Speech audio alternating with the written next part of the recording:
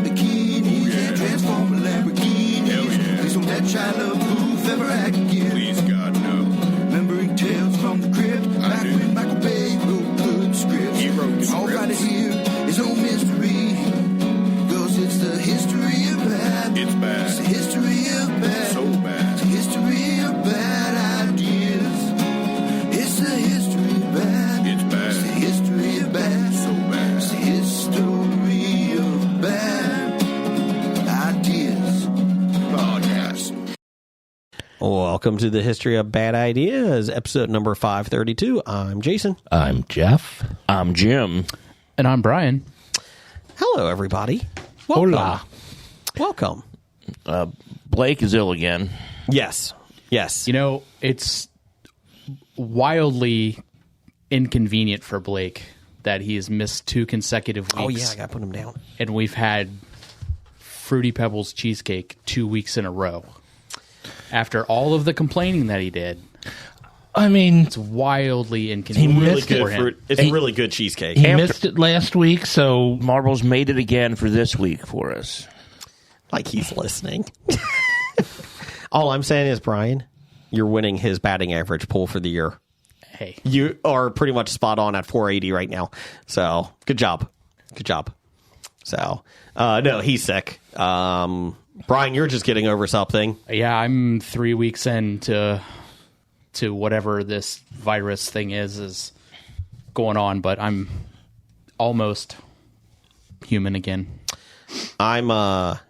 We had sickness go through our house a little bit this week. no, I know. not you and your house. We've actually been pretty healthy here, to be honest.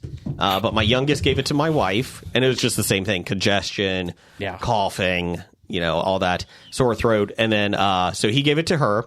She gave it to me. I gave it back to her. And then my oldest son got a little bit of it. So I'm finally on the mend today. Like this afternoon, it started doing pretty well. So I've never had, nobody had fevers. Like, it's just so much congestion. And you're just like, whoa, who didn't turn that phone off? Jeez. Man, Jim, it's disappointing, isn't it? So I didn't even hear I know people won't care, but I may not talk as much today because I don't have much of a voice. My phone was off, sir. Oh, I'm sorry. So because I turned it off before we started. Okay. So it's going to be less Jason talk. So I'm sure people will Oh, be this happy is with fantastic. So, Jeff, what did you watch this week? Good job. Oh, what did I watch? I finished watching The Mole, which I talked about last week. Mole. I was a little disappointed because The Mole seemed very too obvious to me on who it was. Was it Fred Savage? No, it wasn't Celebrity Mole. Oh. And no, he wasn't number 3. I see what you did there. Celebrity Mole. So I watched that. Then what did I turn on? It's good podcasting. Started watching I'll call it a stupid British game show, where it's called Cheat. Thanks, Blake. Sorry. Where they ask you questions, and if you don't know the answer, you can hit your cheat button, and they'll give you the answer. And then the other people playing can then accuse you of cheating if they want, and then there were some people who were not that good, and Sounds really thrilling. it was not good. But you asked me what I watched, and that's What what, was I this want. on? It was on Netflix. Oh, okay. So stay away from cheat. Stay away from Cheat. It wasn't that good. I was disappointed in it. What was the name of that show you were talking about last week with the $250,000 splitting trust? The Trust. Okay. The Trust. I told my kids and my wife about that, so I think we might watch that. Did you get caught up on Traders? I have not. Oh, No. did you, Jim? No, I'm one episode behind. It gets to the banishment table, Yes. and it gets to the last person that gets to decide, and then it goes to, we'll see you next week. I was like, no! Oh, I hate those. Oh yeah, of course. Hurt me. Another reason to wait a week to watch it then. Yeah. Yeah. That was the thing on the mall. Was they would do, build it to a big, cliffhanger on, where are they going to go next? What's going to happen? But it's on Netflix, so the next episode is There is no cliffhanger. there. Yeah. It's like I can just watch it, they'll reveal it, and then I'll stop it. Yeah. I don't have to watch it your breaks. I'll just watch. Oh, okay, this happened. This guy left. Then I'll just stop it before the next, puzzle happens or contest happens and move on. It was funny because we told our kids that welcome to the good old days of the 80s and 90s when you had to watch commercials or wait till the next week to watch something. Yep. Couldn't just binge. The water went down the wrong pipe. And granted, I usually like it that way. I hate on Game show. game shows or whatnot when they do shit like that. But when a good ongoing drama series or whatever has like a cliffhanger or whatever, I like those cliffhangers. That's what I loved about Lost. Every week was a new cliffhanger. Yeah. And then you talked about it for a week. The water cooler talk. Yeah. There's no more water cooler talk. Well, because everybody works from home. But I don't. But when we go in, nobody's watching the same thing anymore. Or if they're watching the same show, they're not on the same episode. Or when people who get sent back to work 2 days a week complain like it's the hardest thing ever now. Oh, yeah. I'm going to go into work tomorrow. I gotta talk to people. We're talking about you, Jason. I'm fine with going in. I just don't like driving anywhere, actually, to be honest. I don't mind getting there or like being there. I just don't like driving anywhere. And you don't like being around your office workers, employees. No, I do actually now. Since I switched departments, I really like it. Oh, okay. I like a lot of the people now. Oh, sorry. The good news is my job, I think we're going to be moving offices. Oh, nice. So I think the new place is going to be closer to home. You're 5 minutes away now. It's going to be 4 minutes. Yeah. I'm 6 minutes away. Thank you very How much. close is the new one? 4 minutes. Hey, that's 4 minutes a day. 4 minute abs. To and from. No, I mean you're saving 4 4 minutes minutes, a day in What are you drive going to do with time. all that time? Watch more television. No, I'll just probably pick my nose a little bit longer. How about taking naps? You get 4 more minutes of 4 naps. more minutes of naps. I can add That's to nice. my nap time. That's a good one. I do like a good 4 minute nap. Anything else you dropped? Then, let's see, after that bad game show, then what did I start watching? I think everybody's been kind of on a game show kick lately. I kind of have been. Yeah, we have too. I have not. Oh, sorry. What'd you watch, Brian? Let's see. Masters of the Air, still caught up. Episode 6 of that. Still probably one of my favorite Apple shows ever. It's getting really good now.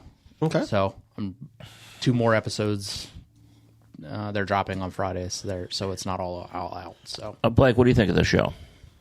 I think it's real good. It's no Band of Brothers. B minus. I thought you were supposed to talk less. But one, that was a terrible impression of Blake. Because I had no idea who it was. I'm Blake. Oh, there it is. But it was also a terrible impression of Blake because he only said like 2 sentences. yeah, Can't say much more. Sorry. I mean, that's your fault. I know. My bad. You know My what bad. you know what follows on a Blake dissertation I on whatever he's watching. So, but yeah, caught up on that. I watched a quarter of the last half of Oppenheimer and then fell asleep again. Again, not because it's boring. It's just like I'm like watching it in the evening, like later before I go to bed, and then I just like fall asleep on the couch. So Did it look like any of the actors were holding in a fart? one of them, at a couple of different points in the film, like I was like, man, his face, something's up with him in this scene, and I'd really like to know what it is. Still, probably I'm gonna finish it, and then I'm just going to rewatch it. Carve out a nice 3-hour window, like early afternoon when I'm not asleep or not falling asleep. Yeah, I've been meaning to watch it, and I just get to time like it's midnight. Yeah, Yeah. And it's not a movie like you can put on at midnight and like unless you're like you woke up at 11 p.m. like and you were like awake, like you have to focus on it. I had that issue with Batman, the new Batman one, because when it came to HBO Max, I was doing an hour increments at a time, and I was like, it's good, don't get me wrong, but I'm like, I need to watch it in its whole For sure. entirety because I feel like you miss all, like... I watched it in its entirety in the theater. Me too. I did too. I didn't get a chance to go. I don't even know why, but... I thought Batman was like your favorite superhero. It is. It is. What happened, man? Vigilante. I fell apart. Stop picking on me. I don't feel bad. So who played Batman in the movies the most? Keaton did Who 2. has more? Probably Bale, right? He did 3. Affleck, well, are you counting cameos in other shitty movies? I think we are. Are we counting minutes on screen? Oh, I think jeez. we're talking number of films. This was a of them question on Switch the other day. That show is not great, but it's addicting to watch. It's not good. It's not great. I watched an episode 2 Switch? days ago, Switch, and I didn't get a question wrong. It was really, really easy. Did you get the final 5 questions at the end? Yes. Well, here's the best part. Like, I feel like the first 5-6 questions I ask you at the end when you're trying to get them in a row are pretty generic, easy, whatever. And then it seems like the question people get really pissed off, and then they're like, "Who is the Archduke of Germany in 1992?" And they're like, "Son of a bitch." There is no They didn't Archduke have of one. Germany in 1992. Well, that was the answer. They said Charles. No, they didn't. You're making this all up. I am. So, is it Ben Affleck though? It was Ben Affleck. Like 6? I think it was 4. 4? They didn't tell you what, but I'm like, well, Keaton. The choices were Affleck, Keaton, and Bale. Actually, Keaton's done 3 now. Keaton's because of done Flash. 3, and Bale's done 3. Yeah. And I'm like, well, I know Affleck's done 3. And I'm like, he was in The Flash, wasn't he? Yes. But was he Batman in The Flash? Is Bruce Wayne in the Flash? He was Bruce Wayne. Did he ever wear the Batman I don't think he costume did. in The Flash? I tried to ignore the Flash. I tried to get it out of my brain. Was he an Aquaman, the first one? Yes. Was he in the first Aquaman? I think he was at the end, right? When he goes to recruit him, it was the same scene from Justice League. Oh. Maybe. He was in several because he was like the Nick Fury. Yeah. Okay. Aquaman. Because, he was in Batman v Superman, Justice League, and the Suicide Squad. Oh, God. He had a cameo in that. So I knew those 3. And I'm like, I guess he was in The Flash, but he wasn't in The Flash as Batman. The Suicide Squad, I think, was good. But it's I one of enjoyed the... it. It's one of those shows that I don't remember hardly anything about it. It got which Will Suicide- Smith. The Suicide Squad. with Peacemaker, the newest one, Oh, I was talking about the or was that Suicide Squad? Not the. I think if it's it's the first one. If it's The not, first one was not good. No, I enjoyed that's the one that he was in. Yeah. Okay, I enjoyed the one with Peacemaker. I think I did, but I just don't remember much about it.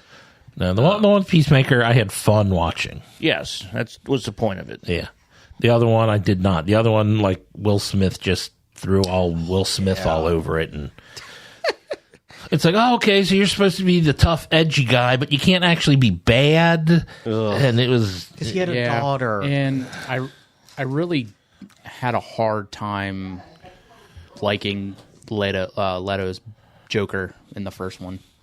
It was really campy and really not believable. I don't know. And I don't really, like, being a huge Batman fan, like, I don't really care that they do different interpretations of Joker and the villains and that, but Yeah. it wasn't very well done. No, it was. Yeah, I don't know. I agree with you. Like I said, I don't get upset when people are like, "You can't make the Joker look like that." It's like, who the fuck cares? It's a do character. whatever you want. Yeah. And it's like, as long as it's good, it doesn't matter. I mean, But that one was not great. And if it's bad, it goes away and you Right. forget about You it. never hear it Except again. when you get four guys sitting around a table talking about stuff on microphones. True. Yep. Did you watch it? Did you watch anything else? we started. There's a documentary on Netflix called "Can I Tell You a Secret?" Mm-hmm. Apparently, it's about some stalking issues that occurred in 2018 to some ladies in the UK somewhere. Okay. We only watched the first 40 minutes, and it's very weird. And it was almost unbelievable. But it's supposedly a true story, like true crime thing or whatever. But it's like four different women, and they're telling their story. Like they went somewhere, and then afterwards, somebody started randomly messaging them about people that were on the trip that they went on or where they were at, and it was just it was so weird. I don't know. Did you ever see the Tinder Swindler? I have not seen that yet. That's really good. I've heard that it was pretty. It's amazing to see how many people lose this much money. Yeah. That's different. Obviously, it's stalking. Yeah, what you're seeing, but it just made me think of that. It's unbelievable that it happened. Yeah, it's like this whoever it is with all of these women are creating fake profiles for them on social media and talking to people, acting as them, and then they get a message hey, are you are we chatting on are we talking to each other on Snapchat? And it's no, I'm not on whatever. Yeah. So it's it's just so weird. And I was watching it's hard to fathom that it is that was real. Yeah. Because it seems unbelievable. Yeah. I don't know. We did I watched because I was down for the count on Saturday. I watched Lover, Stalker, Killer, which is that's another one that I want to watch. And the nice thing is it's an hour and a half. It's a documentary movie, crime, same thing. This guy, newly divorced guy, basically starts dating somebody, and and then he starts dating another person, and he's always like, "This is just casual. I'm just newly divorced. I'm 35," and then the second person that he dated, she finds out about the first one, and then there's some stalking issues, and then Spoilers. It escalates to oh killing. No. What? I would have never guessed that from the title. There's 3 twists to it, and you're just like, whoa. And halfway through it, I'm like, well, wait a minute, what about this? And then they started talking about that. I was like, oh, that makes sense. But it's very well done. It's a quick watch, which is nice. Sometimes you just don't need 18 episodes of a thing. Yeah. But not for a true crime. No, but it was very well done. It's on Netflix. But yeah, I enjoyed it. So I was going to say, Jason, remember when we started this podcast and we watched the same things? yeah, but it's kind of fun that we don't now, that we give a plethora of different things. You guys right? don't watch anything the same. I don't think anything. The Boys, The Boys. Okay. Yeah, we watched The Ted Boys. Lasso. Ted Lasso. Did you finish Ted Lasso? Oh yeah, yeah. We watched that as soon as it comes out. Did you finish the first season of Friday Night Lights? We got 2 episodes left. We've been watching them. Slowly Man, he's all in on that. All in. every single time my wife Watches half an hour a week. No, it's just my wife and I. Whenever we don't always get to see watch TV shows at the same time, and so every time we do, it's I'm always Friday Night Lights, clear eyes, Full hearts. Can't lose. That's right. We just finished we just saw Let's Talk About Sex, I think, or Oh, Yep. Yep. and then we just we're almost done with the second one, the next episode after that. Okay. Jason That's Street, 17 and 18, I think, Yep, episodes. that is correct. Jason Street, still not a bad guy. Sucks. Sucks. He's the worst. His fiance is kind of annoying. Lila? Yeah, No. no, She can be a little annoying. Can't be, but no, I'm not a big fan. no. If no you think she's annoying now, wait till the start of season 2. Great. When she gets all religious. Oh yeah, is that too? Yeah, religious. Yeah, religious Lila's. Jeff, you're up to date on this too, right? Yes, apparently Jason Street is annoying, but not really. But not Lila is really annoying, but really isn't. Hey, until she is. We watched Traitors. But Tyra's the real character of the show. Oh, Tyra. Yeah, and Lance. Has Lance put his band together yet? No. You haven't seen Cruce Victoria yet? No, they just started the annoying kid neighbor next to Riggins. Oh, the mom with the kid. Yeah. Oh yeah, it's funny. Yeah. I should probably sleep with her. Yeah, Riggins. All the Riggins. Riggins goes back to the bar fight. After him and his dad hustled the guys at the pool, the billiards. Oh, and he goes back and gets beaten up. And he goes back and he walks in. He's looking there for a fight because he's in such pain because his dad disappointed him. Sucks. Yeah. And I looked at my wife. I was like, I feel like he might be a lost soul. And she looks at me point blank, goes, do you really think so?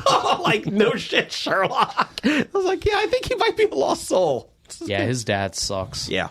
So, Jim, what'd you watch? I started this season of NCIS. Ooh. And they had the second episode of the season was the very special Ducky episode. Is he on Speed? No, he passed away. David McCullough passed away last fall.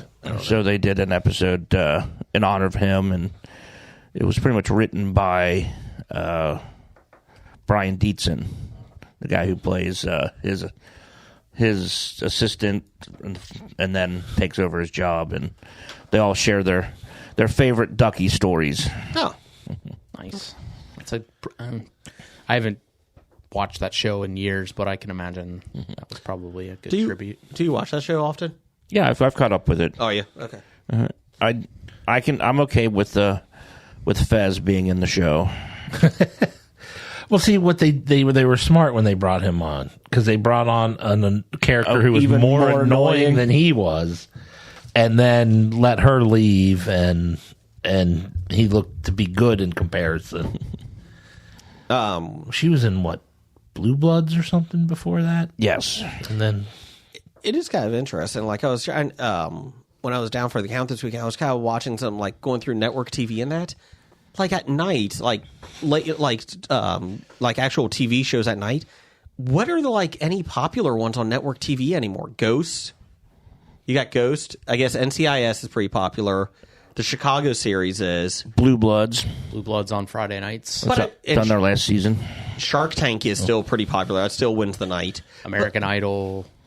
But The Voice. But there's no Survivor. Like The Boys comes out, Gen X comes out, Gen V. Yeah, sorry, Umbrella Academy. That's been a while waiting for that new season to come out. But Cobra Kai, those things come out, and people are again, back to your thing, water cooler talk.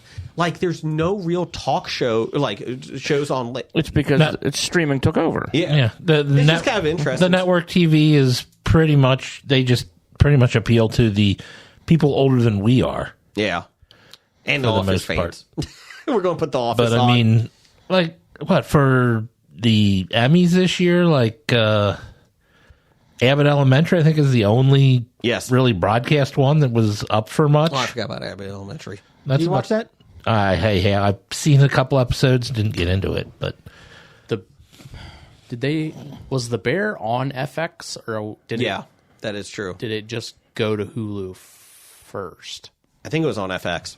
I can't remember. I watched I watch it straight from Hulu. Same, yeah, but I that was one I couldn't remember. Well, I guess I should be only. I guess I should say more specific, ABC, CBS, NBC, Fox, those shows broadcast. Yeah, You just don't and it's going to be interesting. What's going to happen in 20 years? What are they going to? And Fox, the reason they bought WWE's the television rights to it for SmackDown for 5 years. Now it's expiring in October and going to Netflix. But the reason they bought that is because they were going to push for all live sports. And that's what they were, or, a form of it. And so because they're realizing that it's, outside their animation block and a couple other things. They don't really have anything. It's like, what is that network TV going to look like, broadcast TV, in 20 years? I mean, once Dick Wolf retires, like that's 7 or 8 hours of scripted programming a week that's going to be gone.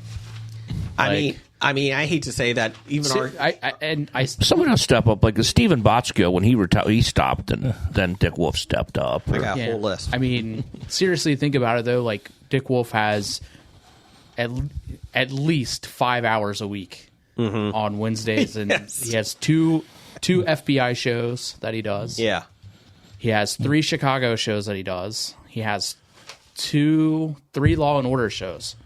So he has 8 hours a week.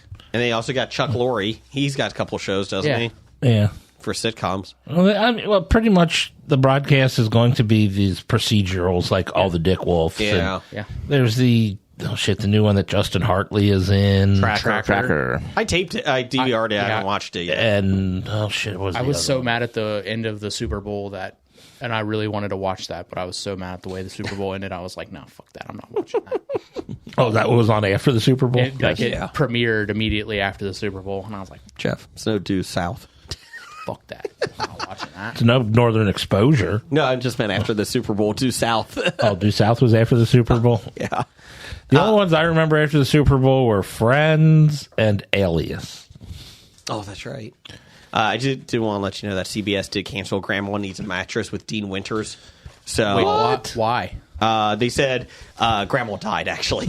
There's got to be another Grandma They couldn't for a recast. mattress out there. They couldn't recast. Come on. I disagree. They recast Selma Diamond on, what do you call that?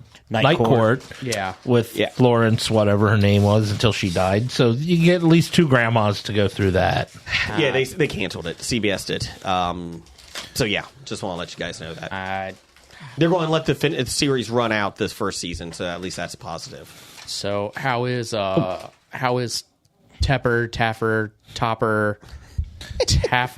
doing? We keep adding people, so it actually is the number 1 show on Sunday nights. It's from 10 Shut to it 11. down. Yeah. Gilbert Godfrey show with the AI version of Gilbert Godfrey, not doing so well. That's surprising. This effing guy with Guy Ferrari is doing well. It's because of, if we have that story later on, it kind of got mixed up with that. Oh, yeah, ChatGPT. Yeah. That story's coming up. It is running close, though, with Not My Baby on Fox. So, very good competition. Yeah, I don't know how we could be asking about broadcast television when we have such a lineup. That is true, Brian. I apologize. We have a never-ending list of shows. Speaking of broadcast, I do watch a broadcast show. I still am watching Ghosts. Okay. Oh, Jason brought that up. He said, Yeah. I was ignoring Jason then. He said, other than Ghosts, what show was out there on broadcast? Oh, I was ignoring Jason. I thought he said other than... I do to you. I don't remember. Oh. Okay, Brian, what are we trying today? We are trying the, I want to say Korean Vanilla Mousse Oreo Thins. Vanilla Mousse. I am excited for Vanilla Mousse. Does Korea just have thins? No, there's some other ones here. Is there? Okay. But the thins are what we have been choosing. So it's a chocolate cookie. With a vanilla mousse, I'm assuming, inside. Yeah. So it looks like a typical Oreo. Yeah. What do you guys think? It tastes like an Oreo. Yeah, You can't really taste the vanilla mousse. the first bite is just tastes like an Oreo. Because again, it needs more cream. These thins are really... Yeah, they go thin on the cookie and the filling. They might be healthier in America, though. I wasn't even sure there was filling in that one I just ate. I'm going to have to just eat the filling by itself now. The filling is legitimately like Oreo cream. Like, I can't tell the I difference. do agree, like, the cream is very thin, but I felt like you could taste, like, a difference, and then, like, you ate more of it, and they're like, no, there is no difference. Like, I was hoping... Okay. There is no strong vanilla flavor at all. Yes. I guess their regular Oreo isn't a regular Oreo for us, so they have to get special with the name. Their mega stuff is just the regular size Oreo for America. Yeah, yeah, it really isn't. I mean, It tastes like an Oreo. you get a lot of cookie. You got a lot of cookie. Yeah, it's fine. No big deal. Tastes like a dry Oreo. Yeah. Wow, that's good. But it's very interesting. It's not bad. It's just a lot of cookie. We did have a poll of the week at Bad Ideas Podcast. We had who is Batman's best sidekick, talking about Batman earlier, Jim. We had Dick Grayson, Jason Todd, Damian Wayne, and Tim Drake. I love Tim Drake. I voted I don't care. Okay, well, that's fine.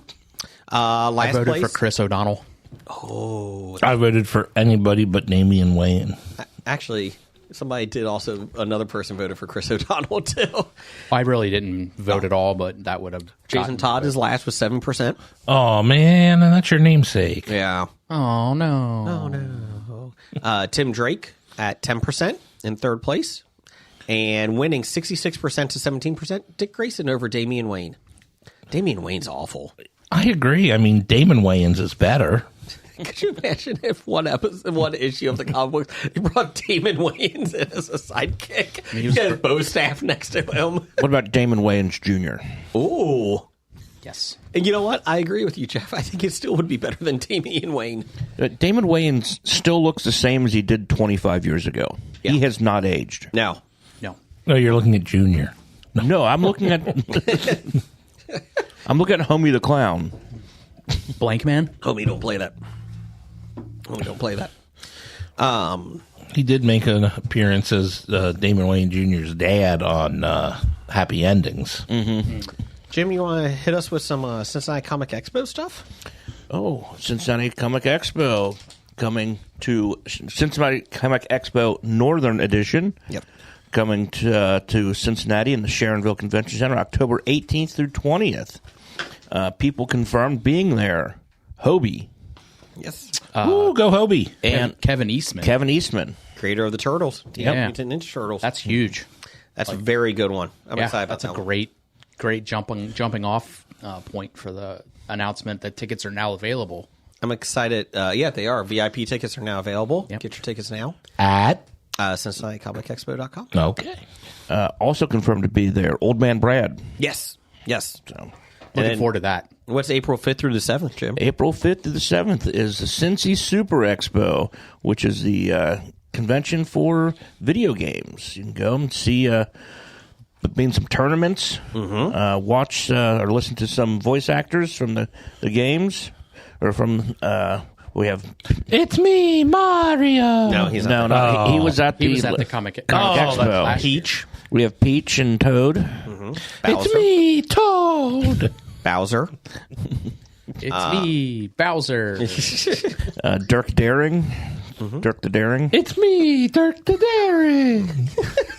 Man, you're nailing these impressions. Jason, you could pay attention. You know what? I'm kind of blown away by your ability to show up, Jeff. I mean, it's just with a little bit of effort, you could be that good. With a little bit of effort. That's the sad thing. I do put effort in. Well, we have different definitions of the word effort. Well, maybe the problem is he's not putting in a little bit. He's putting in Too much. Too much effort. Yeah. I'll punch the shock. Shut it. Oh, God. Yeah, I'm excited. We'll be there, Jim, doing some announcing. Yeah, so if you guys want to come and get your track and field shoes off for Yeah. the old Nintendo, get on the Power Pad and compete against the area's best and brightest. Yep. Hobie, Jim, Jeff. Or I'm sorry, Jim, Jeff. Jim, me, and Old Man Pratt will be doing some announcing for these shows. And anybody else? Well, Brian and Jeff will be there helping out. yeah. And if they want to talk during Dr. Dana will be in attendance confirmed. yes. And That is a tri-Canadian of the year going to be there. Beaver Haynes will be there too. Yeah. He'll be there on Sunday. Are we going to have a panel to talk about our favorite basketball player, Kurt Rambis. Kurt Rambis? Kurt Rambo? Well, we did get asked by Andrew to talk about some panels that, because we'll be doing some of the panels. You're saying we with should have voice a Kurt actors. Rambis? There is an hour gap in one of the days that we could have a Kurt Rambis Doug panel. We could host a floppy award winner panel. Yeah. I mean, Q&A. Kurt Rambis is in NBA Jam, right? Yes. You know, we can connect this somehow. I don't know if he was. On fire. In fuego. That's right. Who was your favorite people to play in NBA Jams? Oh, Penny Hardaway.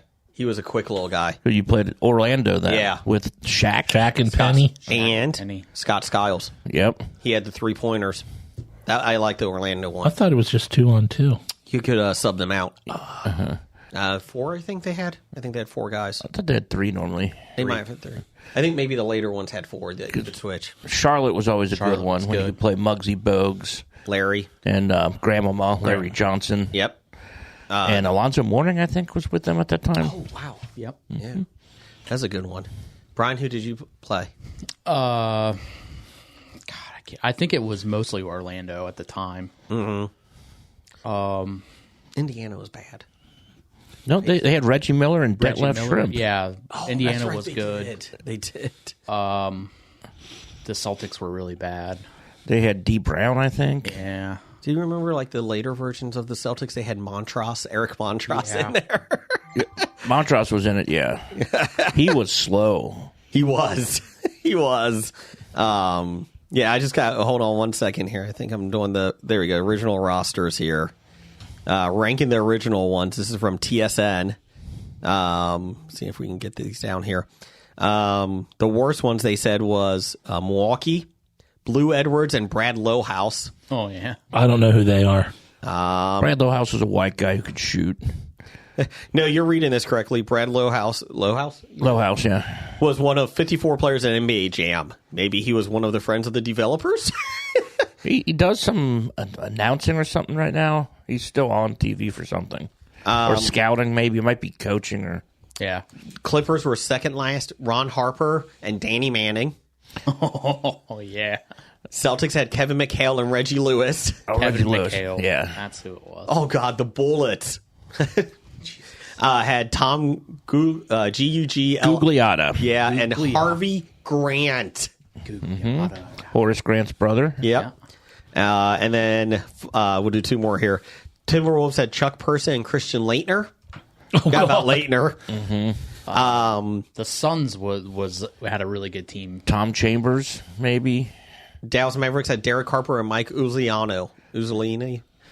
So the Those best are 2 very different last names you just said. Yeah. Indiana Pacers was the number 1, they said here. Miller and Detlef. Utah Jazz, Malone and Stockton. Oh, there you go. Supersonics, Sean Kemp, father to 13 kids, and Benoit Benjamin. And then Barkley and Dan, I forget how to say it, M-A-J-E-R. Marley. Dan Marley, yeah. Yeah, Dan Marley. Thunder Dan. He was a good 3-pointer in it, too, I Yeah. think. And then finally, the top 5, Atlanta Hawks, Dominique Wilkins Yep. and Stacey Augmon. Man, Wilkins was awesome. I in played that game. Atlanta a lot, too, in that. Yeah, Dominique was a lot of fun with that. That was a good one. Okay. Brian, would you like to do some listener feedback? I would very much love that, Jason. Thank you for the opportunity. No problem. I'm still really bad at that. Oh, okay. Listener feedback sponsored by Hello Jeff. What's in the box this week? Flintstones chewable vitamins. What's in the box? Okay. Good. Anything that else? Well, that's it. Is it the chewable? You have the gummies in there, too? Yeah. There's gummies in one jar and chewables in the other. Oh, yeah, at least they're in jars. You save on shipping a lot this week, then. Yeah. No, you just do a handful in the other box. Bag. Might be sprees. You never know. One sprees and gummy bears. Tic Tacs. Could be anthrax. We don't know. It is not anthrax. Guaranteed to not be anthrax. That's what it says on Is that the what you box. sent to Don Jr.'s house? Stop it. Oh. Down the hall. This is an aspirin. They all can't be winners, kid. Starting off with that one guy. 8 hands. 7. Can't give yourself a nickname. Sunny D. Beaver Nugget. Beaver Beaver hands. Nugget. That's a new one. Chili Billy. Screwdriver. Postman. Beaver hands again.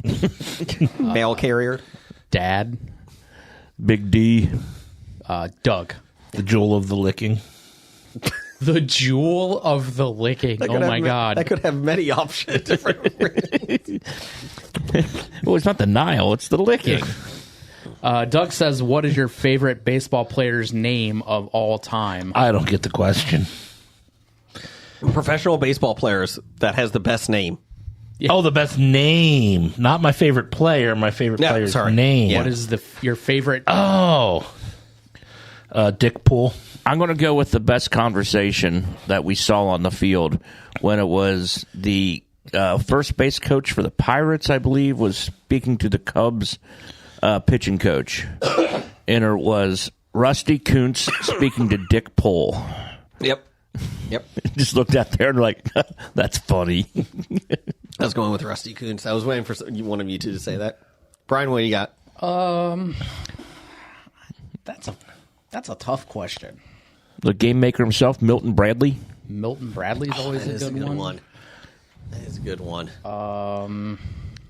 Pete Rose Jr., because he thought he was a ball player. No. Lee Smith. What? Such a great name. Lee Smith. Sounds great. You can go with one of the grand marshals of the opening day Finley Market Parade here in Cincinnati. Sean Marshall? Pokey Reese. Oh, this year Pokey is? Yep, along with the Meat Hook, Dimitri Young. Ooh. Pokey Reese is a fun name. Coco Crisp was always a good one. Yes, Coco is a good name. Yeah. I guess those who go by nicknames have the better names, to be honest. I always like Willie Mo Pena. That was a fun name. Especially because it was spelled Wiley. Yeah, it was different, much different. He had 5 tools. It's not Major League. Hey, best 4A player ever. That was Brandon Larson. Wasn't Willie Green up there too? All right, so I just pulled up a list here. Brandon Larson. 20 funniest names in baseball. Coco Crisp, Charlie Furbush, Catfish Hunter, Trey McNutt, Urban Shocker. Is that like a superhero? No, but it was like vigilante. it was from like the 1900s. Okay. Johnny Dickshot, Ooh. Rusty Kuntz, Jack Glasscock. Actually, he was Captain Jack Glasscock. Even better. That's the new Pirates of the Caribbean series being made about him. John Malarkey, That is a bunch of malarkey. Stubby Clapp, Stubby Clapp is a good one. Boov Bosner, Antonio Bastardo, Pete Lecoq, I think Bastardo is probably the most recent player on the list so far. Razor Shines, He's the villain in Pirates of the Caribbean. Oil Can Boyd, Oh, yeah. Sugar Cane, Yeah. Prince Fielder, Okay. Buster Posey, Now they're not even trying. Yeah. Jared Saltalamacchia, Sean Casey? Orville Overall. He played for the Reds. I like the Orville. I like the Captain Jack Glasscock. Jack Glasscock. That would be dangerous if it was true. One of my favorite Red names of all time is Bid McPhee. Bid McPhee. Bid McPhee's good. Wait, how about Bip? Bip Roberts. Bip Roberts. Okay. What else we got here, Brian? So there you go, Doug. From Randall Holt at RJ Holt 666. He is not evil, He's just handled that way. or he is somebody's brother. Randall says, "Why is ABC making the Golden Bachelorette? Is this Hobie's fault due to Armie Hammer's show being canceled?" Well, was it canceled, or did they just run out of people? They ran out of cast Armie Hammer members. show. Campbellism is okay. They just couldn't. They couldn't keep cast. Yeah. They only could get so many extras. Yeah, not So- enough people showing up to audition because Correct. they just people just started disappearing. A lot of people showed up for the first episode. Yeah. It got gradually less and less people as it I went think the on. word might have gotten out. It did. It did. Well, you watch all these shows, and like every episode, someone leaves the show. I mean, that was just what was happening. Yep. Wait, Yep. are they making the Golden Bachelorette? Yes. Yes. Are we getting our Residuals? kickbacks, our residuals on that? We should. I can see who the person is. Golden Bachelorette fans are convinced they figured out the date the show will announce the lead. It's really? Rue McClanahan. Oh no! At the end of the Bachelor season this year, you'll find out who the Golden Bachelorette is. Spoilers. It's the winner's great grandmother. It's usually the second place person or something that gets to be the person on the next of one. The Bachelor. There's all these 20-something-year-olds and then one 67-year-old lady. I think she's going to be it. They're just going to make the 24-year-old just do the Golden Bachelorette. Like, well, runner up. You got to go. But I'm 24. You're going to have a room full of 80-year-olds. Take your pick. You said you wanted to be a trophy wife, so... It's welcome to the Playboy Mansion. Oh, no. I married a very old pervert, and he wants me to sleep with him for me to get his money? That's crazy, dog. This life is rough. That's just unfortunate. That Armie Hammer show got canceled? Or that there's going to be a Golden Bachelorette? Everything about that comment or that feedback is just unfortunate. Yes. I feel like. Yes. Do you have feedback on your phone from one of our listeners? What? I don't know. Not me. This is good podcasting. I don't. Okay, I might have it then. Let me see. What platform am I looking for this feedback? Text message. Tumblr. Text message. Oh, you know what? Yeah, I was actually. Thank you for reminding me. I was saving that to the end of listener feedback. So there you go, Randall. I mean, yeah, it's obviously our fault that Armie Hammer ran out of people to eat, and old women are looking for love. So next from Steve at ELIFM. Everything I learned from movies. Everything I learned from movies. Steve says, what's the best H.G. Wells movie adaptation? Do you have to say any? Well, one will be better. Even if they're all terrible, one does have to be better than the rest. Here we go. You guys ready? Dead of Night, Dr. Moreau's House of Pain, Empire of the Ants, just Shape of Things to Come, Half a Sixpence, The History of Mr. Polly. There's 2 Island of Dr. Moreau's films, Island of Lost Souls. There's a couple other ones in here that like from 1920s, and then you got Time Machine From the 1930s. Time After Time, The Time Machine, The Time Machine, Time Machine: The Journey Back. So there you I go. have not seen Time After Time, but I've heard very good things about that movie. First Men in the Moon. Everything I learned from movies when I was on a couple weeks ago. Twilight. We did The Time Machine from 1997, but we did talk about Time After Time, and Steve did. From 1997? What? Sorry, 2002, I want to say. 2002. The Time Machine 2002. Sorry, that's my bad. Based on looking at this, The 1960 Time Machine with Wilbur from Mr. Ed was a good one. Okay. looking at this list, I've only seen one, and I don't think it was good. Which one was that? War of the Worlds. With Tom Cruise? Oh, yeah, I forgot about Yeah. those. Yeah, the Tom Cruise War of the Worlds was terrible. I like how he threw a baseball. It did have Tim Robbins in it, though. I like him. I did not see The Island of Dr. Moreau, but it looked real bad. It was bad. With I remember- Marlon Brando. Brando, yeah. And remember Val Kilmer. I remember my dad renting that and to bring it home, and we're like, "What is this? This is why does he have an ice bucket on his head? I don't understand." But he was the inspiration for Mephisto on South Park. Yes. Yeah. Where he made Three, but four-assed That's it. monkeys. A monkey with 4 asses. Wow. And I combine this mouse or with this cheese with a mustache and rabbit ears. and a piece of chalk. But he did have Kevin, his sidekick. What are you anyway? Whoa.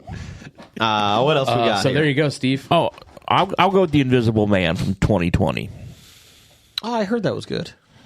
It got a 7 out of 10, a 7.1 out of 10 ranking on IMDb. Did you watch it? No. Okay. There you go. There you go, Steve. Next up from Sister Pam at Pam World. If you had the chance, what one celebrity would you sell your soul to interview on the podcast? I'm not much into soul selling, especially just to talk to somebody. But if you were. If we were to monetize this ahead of time and we could make money on it, then... Hugh Jackman. He sings and dances. Wait, so we're thinking who will get us the most money if we... Well, if I'm selling my soul, Yeah, so- I got to get something out of it. So probably I'm assuming like more listens means more money. So Something along those lines. so who would we want to? Logan Paul. Oh God, no! What? Well, he has like 2 billion followers. I don't care. So? Well, I'm not saying he's a good person. I'm just I would still have to be somebody worth talking to. If I'm selling my soul... Shit, I'd It's be not going Mr. to be Beast or something It's if I'm not doing going to be that. the Logan fucking Paul. Yeah, Mr. Beast. Mr. Beast. Yeah, I mean... Tom Hanks. I think I'll say Who is notoriously that does not do interviews? Harrison Ford. Doesn't do great. I was going to say J.D. Salinger, but he's dead now. Yeah, so, I don't know. It's somebody like Salinger type. Now, honestly, if it was just to talk to somebody for the fun of talking to, Chris Jericho. Oh, that'd be interesting. Christina Ricci, just see if she would show up. I'm thinking maybe Jason C. Brown. Oh, that would be a good one. Brian, who do you got? He's too expensive for your soul, Jim. I know. We could have Joe Rogan and then tell him how it feels to be passed by us because we're better than him, as opposed to that many reviewers have said. If I'm gonna waste my time, and if I have to, Dean Cain. no, James Woods. but Ooh, piece of candy. ooh, piece of candy. God damn it, you distracted me. I'm not wasting my one chance with Joe Rogan on something so trivial. It's gonna have to be. I'm gonna have to get his war strategies on how the United States can win wars. I would just spend literally the whole hour and a half talking to him about news radio. That's it. Yeah, and 30 seconds he was into the that, worst part of he's that going show. he's going to submit you and like choke you out, so he doesn't have to talk to you anymore. Do you remember that one time you worked with Andy Dick? So on dating apps, they had a list of what people consider their icks and their red flags. And one of them, like in women, it's like 66%. See, if you listen to the Joe Rogan podcast, Only 2% said Hobie. So we're better. Yes. but yeah, on your dating profile, Yeah. are you going to list? Yeah, if you I've list- listened to the Joe Rogan podcast. My hobbies include How much tail does that get? listening to, 36%. listening to the Joe Rogan podcast and watching the Army Hammer Hour. Come date me. What else we got here? But if I'm selling my soul, it's going to be for like Stallone. Oh. Like that would be, you know. I don't think you could understand him. Sorry. I'm doing Frank Grillo. Just so when Jason does an impersonation of him, he can punch him. Yeah, you can beat the shit out of him. Jason, you're kind of quiet down there. I have nothing to say, sir. I really respect your work. I really think it's cool that you went out and did your own Frankie Productions. Son of a bitch. What are you talking about? And then just hear punches.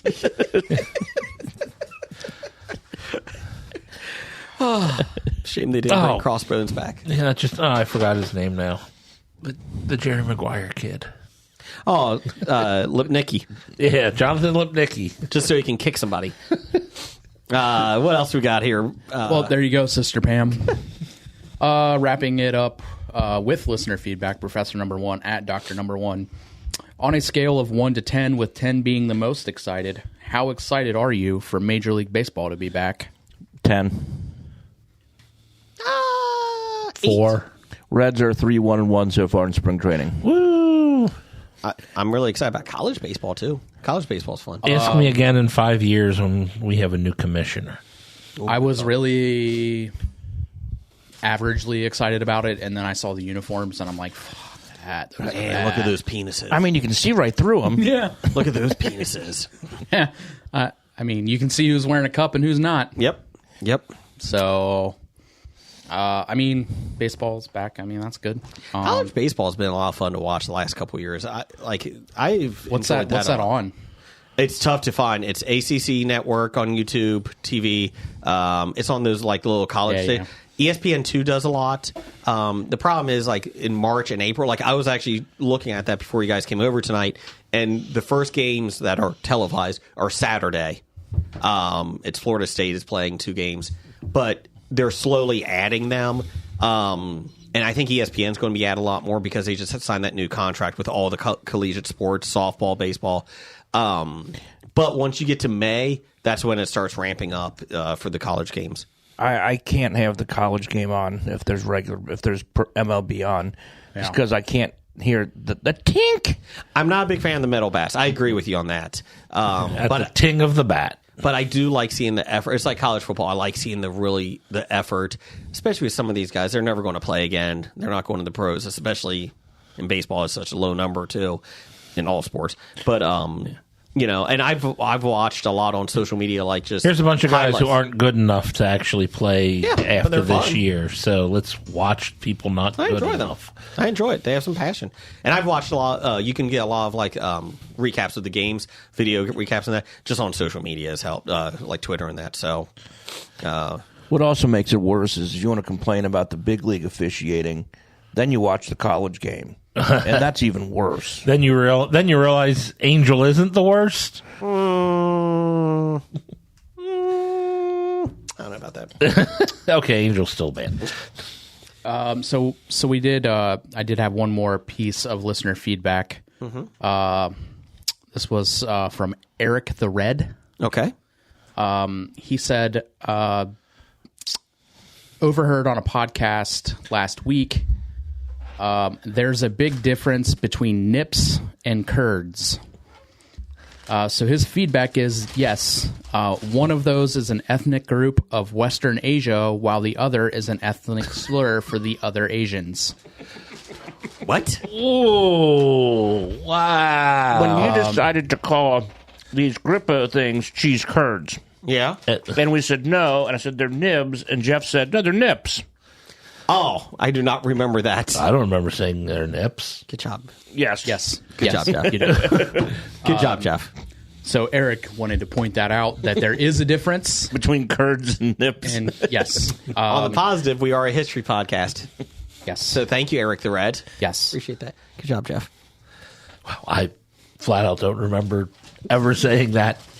I think before we get to News of the Geek, we have another yeah. treat we're going to eat. All these hostess donkeys. I'm looking forward to this. The Hostess Ding Dong by Twinkie Mashup. What is this, Jim? It has a Ding Dong chocolate on the outside with the Twinkie cake and cream on the inside. If you flip it over, that you can see the Twinkie underneath, basically.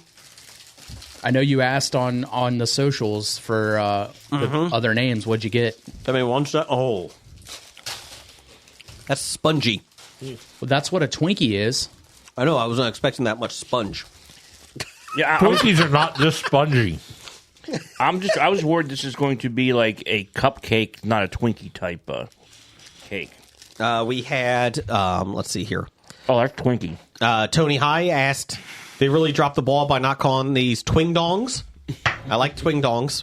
I think it's twin dongs. Twin dongs. Sorry, yes, that is correct. Sorry, my bad. Let me see if I can find some other ones. Dinkies. Jinkies was the one. Ding-a-wink is another one. Ding-a-wink.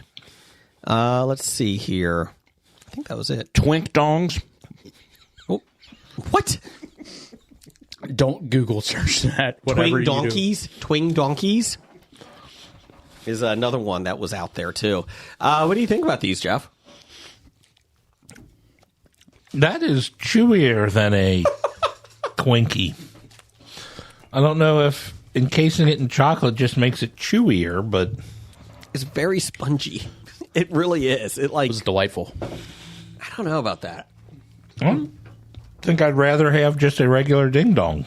And then a Twinkie after that. I'm just glad that Blake's not here, because that means I might get another one. It's a very weird texture, Jeff. Otherwise, they would be all gone. Yes, will I eat more? Of course.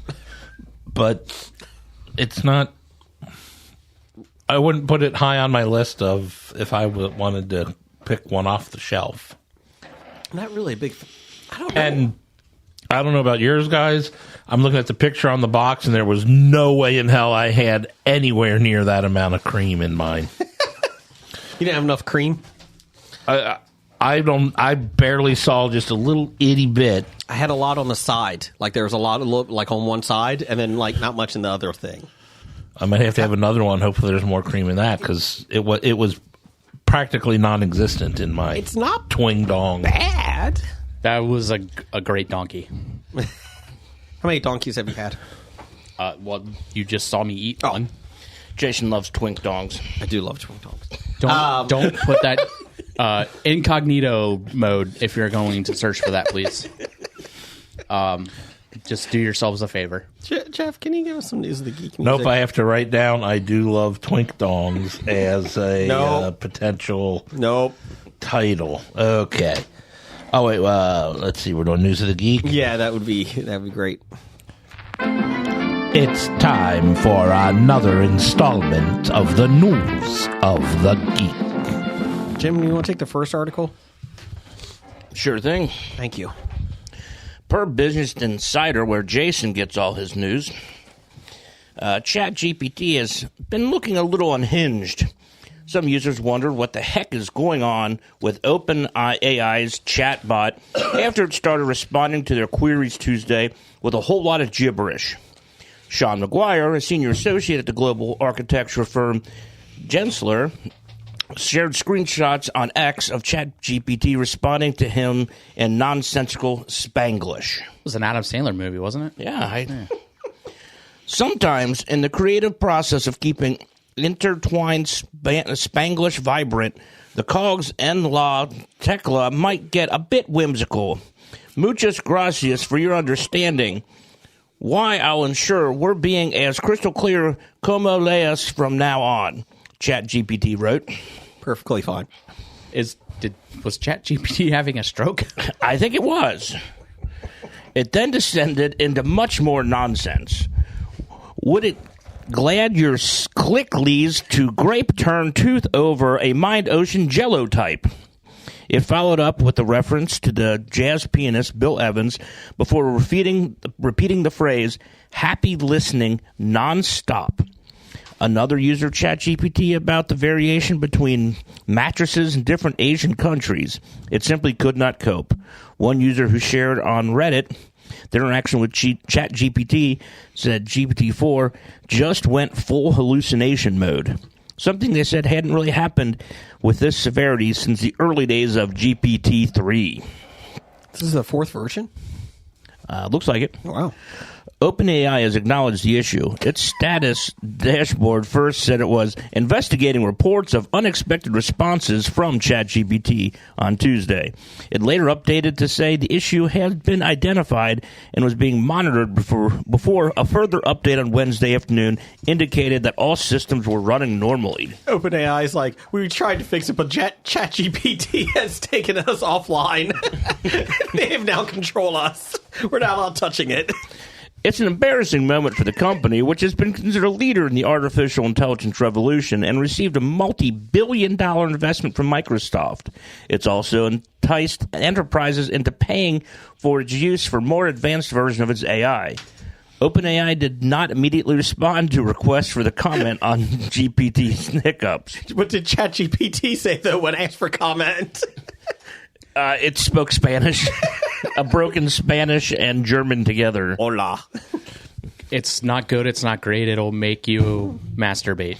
That's what they said. They just kept saying that repeatedly to me. It's a great marketing ploy. That hasn't stopped people from speculating about what the cause of the problem. Most respondents have guessed corrupted weights. Weights are a fundamental part of AI models, helping service the predictive outputs that tools such as ChatGPT give it to users. Would this be an issue if OpenAI was more transparent about how its model works and the data it's trained on? In a Substack post, Marcus suggested the situation was a reminder that the need for less opaque technologies is paramount. We're fucked, right? Yeah, right? I mean, yeah. They made like several Terminators about this. We're screwed. But then there was the same stuff they had a different article talked about how, like, people like, show me the, they wanted like the first, like a baseball team, and it refused to send pictures of white people. What? Like, show me like the 1969 Reds, and it would be like a Mexican, a black guy. Oh my God. It would not distinguish. And people said it's too woke. Oh my God. This is a bad idea, people. We don't need more AI. Then I think somebody said, "Oh, show me the picture of like the German guards in the 40s," and it was the same thing. Did you see Roadhouse with Roadhouse? Jake Gyllenhaal. Yeah, they're having issues. They're under investigation. The Universal, whoever's making it, the studio, because they think they used AI to do some of the voice acting while they were on strike. While they were on strike, yeah. So Same guy that whoever they fired. Yeah, because they were trying to get it out right after this time. Yeah. So they wanted to get out on time. It's like, whoops. Yeah. I'll try to get through this one as best I can read it if you want. I got a different one here. Oh, changing it up on us. An immersive. I will do that one next week. An immersive experience that promised to transport Willy Wonka fans into. This is from Hollywood Reporter.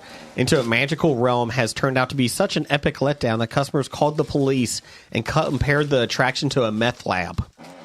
The UK event was titled Willy's Chocolate Experience and charged customers $44. The attraction was not affiliated with Warner Brothers' movie Wonka, though the event's marketing came as close to possible suggesting it was based on author Roald Dahl's creation. The ad copy invited fans to journey to a universe where confectionery dreams are brought to life. Yes, see here. They included mind-expanding projections, optical marvels, and exhibits that transport you into the realm of creativity. The event organizers apparently used artificial intelligence to generate promotional images that suggest a very high-quality attraction which looked just like the immersive and trippy Wonka-esque world. But the result was somewhat different. Ticket buyers needed pure imagination and think it looked like anything like a chocolate factory. Customers showed up in Glasgow to find a sparsely decorated warehouse with a scattering of plastic props, a small bouncy castle, and some backdrops pinned against the walls. Scotland police were even called to the scene. They even shut down. The event shut down, and parents said their children were in tears. All the event lacked was a man in a top hat telling customers, "You get nothing, you lose." That would have been the cheapest thing to hire. So they show like the advertising on this thing. And I'll put it on our Facebook page at History of Bad Ideas podcast. But like it shows like this beautiful immersive like Disney attraction of the lollipops and rainbows, and it literally is when you get there, it's a rainbow, like a plastic rainbow that you walk under. And yeah, there was major issues with it. Yeah. Did the people put this on? Were the same people who did the Fire Island? Maybe. Fire Festival? They said the one Oompa Loompa looked like she was doing a meth lab, making a meth lab. Well, again, they did have a Winnebago. Holy shit, that's a cool Winnebago. The event organizers did end up eventually refunding tickets. I apologize for the very stressful and frustrating day. Unfortunately, quote, last minute we were let down in many areas of our event, tried our best to continue on and push through it, now realize we probably should have just canceled the whole thing.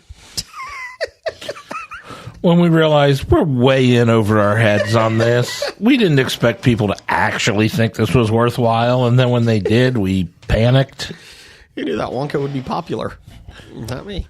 Who knew we didn't even have the rights to Wonka? Could be a small issue. Okay, so there you go. There's your thing. Is Wonka in the? Has that been around long enough to be a? I don't think so. I mean, that was from like the 60s, maybe 50s. I mean, things from the 20s are just now becoming. Because it's 100 years, right? I think it's 90. 90-ish or something. Gotcha. Let's see here. Jeff, do we got some plot lines? Maybe. Oh, okay. Maybe. Wow, it's time to grab your balls of fury. It's Plotlines with Jeff and Jason. And Jim and Brian. Yes, we made the cut. All right. No Blake. Marty, congrats. You're home now from your surgery. Yay. Sending you some good thoughts and karma still. Oh, wait. And hoping you get back on your feet sooner than later. So, Jeff, what is plot lines? Plot lines is when someone sends us the title of a movie and we try to guess the plot of said movie and who potentially is in it. Okay. What's the movie? The movie sent to us by the Pop Culture Cafe, and this is something I need to double check with you. Mm-hmm. We have What's Up, Tiger Lily. Mm-hmm. The date here says 1996. Uh-huh.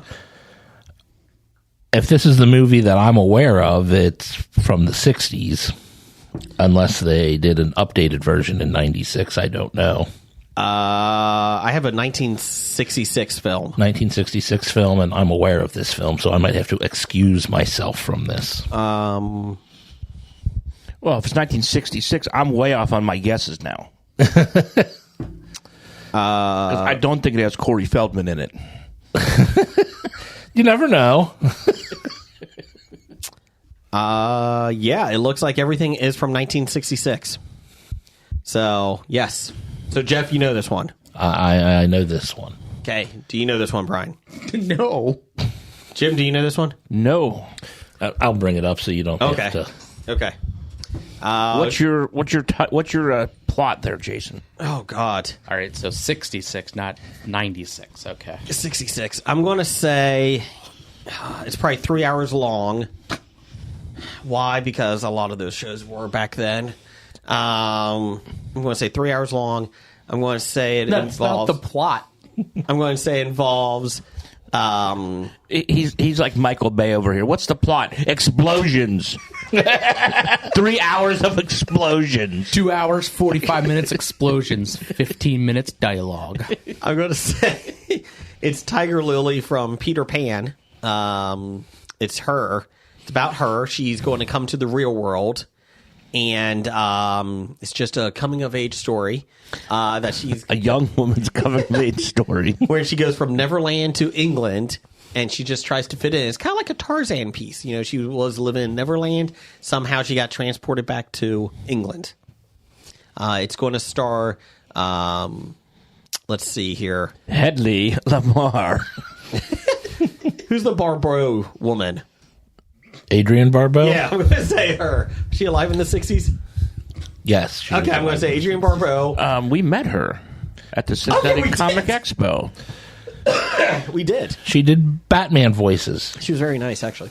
And then we're going to say Adrienne Barbeau, and I'm going to say, for the guy, Tim Conway is the lead. He plays a grown-up Peter Pan.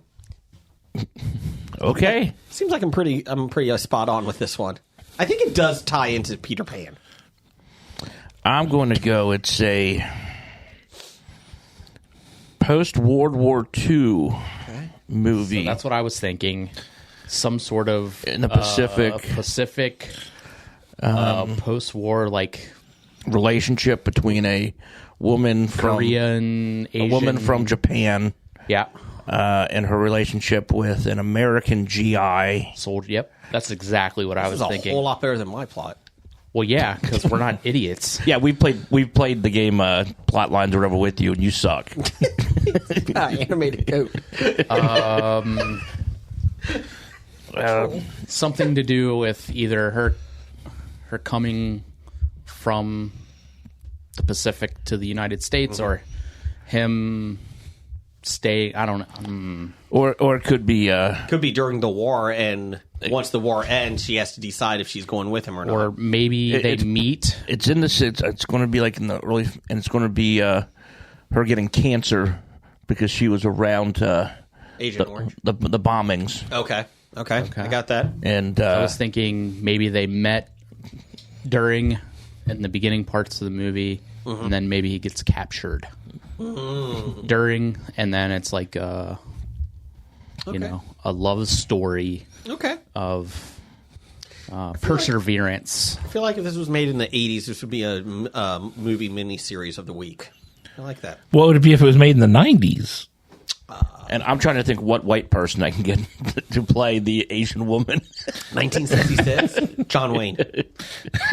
John Wayne. Playing the Asian lady? Yeah. He played Genghis Khan. He's fine. Okay. I was going to say, like... Imagine John Wayne in the wig. Yeah. Yeah, I like this. I like this. Clark Gable. Oh, God, that asshole. Okay. I think Clark Gable might have been a little too old. Yeah, you're probably right. Kirk Douglas. Okay. You're going to say Cameron. Yeah, Kirk Cameron. Yep. Kirk Douglas is a good one. Yeah, Kirk Douglas. What's give me a good woman? That's what I'm going to pull up. Adrienne Barbeau. No. Marilyn Monroe.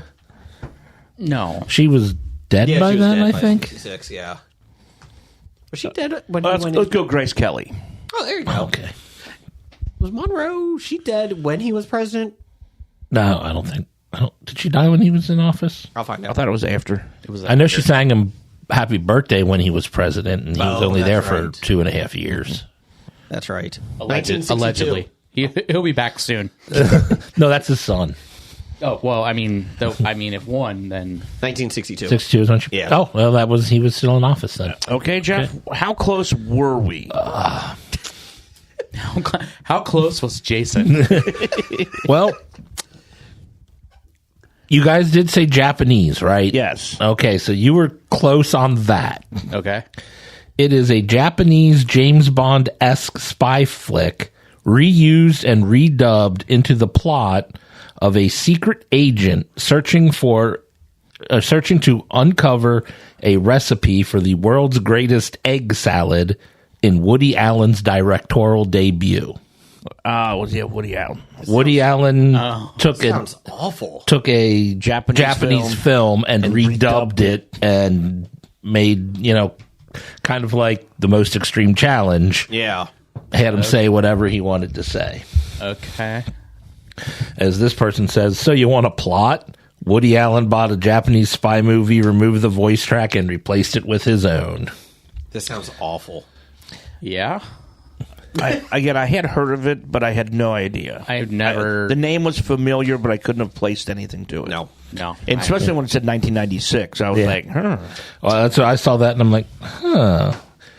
Is this the Woody Allen movie, or did they make Scott, another Pop one? Culture Cafe. If we're incorrect on the year and there's a different one, please send it to us. A link. Yeah. Yeah. Jeff, you want to have some box office news? Nope. Oh. I mean, sure. Okay. I'm not ready to go yet, so. Cincinnati Comic Expo, October 18th through the 20th. Go to get tickets. It's time for Box Office Bombs. All right, bombs per 411mania.com, where nobody gets any of their news from. Except for Jason. That's where he gets every bit of his news from. Argyle dropped 43% in its fourth week to bring in $2.8 million. The action comedy has $41.7 million domestically and $86.5 million worldwide, a money loser for Apple Original Films. Not that they're worried about that, as they consider this a loss leader to market their services like Apple TV Plus. Against a budget of $200 million, it will end its domestic run at around $50 million. Ooh. I think that's even being generous that they'll make $50 million if they're only at 41.7 right now. Okay. The top five we have at number one, Bob Marley, One Love, made another $13.5 million, a total of $71 million on a $70 million budget. So Bob Marley gets its money back. Okay. Coming in at number two, Demon Slayer, Kimetsu no Yaiba to the Hashira training, made $11.6 million in its opening weekend on an unknown budget. Huh? I know nothing about this movie. Anime. Anime. Coming in at number 3, Ordinary Angels made $6.5 million in its opening weekend on a $12 million budget. Fairly good reviews from that. Yeah. And that's a very low budget for the actors. It's a Christian film studio that came out with it. They said it's actually been marketed really low considering it. So, Coming in at number 4, Madame Web made another $6 million, a total of $35.5 on an $80 million budget. just keep swimming. Just keep swimming. If you want to talk about Just Keep Swimming, Migration comes in at number 5 with $3 million, a total of $120.5 million on a $72 million budget. Good for Migration. Migration is just hanging around in the top 5 every week. Hey, Croods, too. I saw what you did. We're going to do the same thing. I mean, it'll probably be there again next week because I don't expect Madame Web to still be in the top 5. But what we do have upcoming, March 1st of 2024, About Dry Glasses. About Dry Glasses. A young teacher hopes to be transferred to Istanbul after 4 years of mandatory service in a remote village, but is accused of inappropriate contact with 2 students. After losing hope, a colleague offers him new perspectives on life. It took me a while to find this because it's really kind of obscure compared to most other things you put out there. Yeah, so I'm about to say, the intern usually puts out like 1 or 2 real big blockbuster, but found the obscure one, huh? And put it first. I was just going through 411 Mania. What they were mentioning came out this week. Remembering Gene Wilder came out this week. The Prime Evils, which is an animated film. Anime. And the big one coming out this week is Dune 2. Dune Part 2. Paul Atreides unites with Chani and the Freemen while seeking revenge against the conspirators who destroyed his family.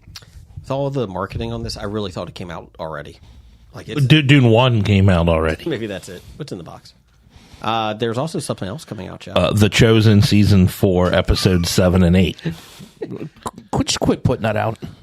I don't have any control over it. But you do. I mean, It's always in the top 5, though. That's the thing. It's not in the top 5 this week. Is it? it's not even in the top 6. 7 and 8 doesn't even come out this week.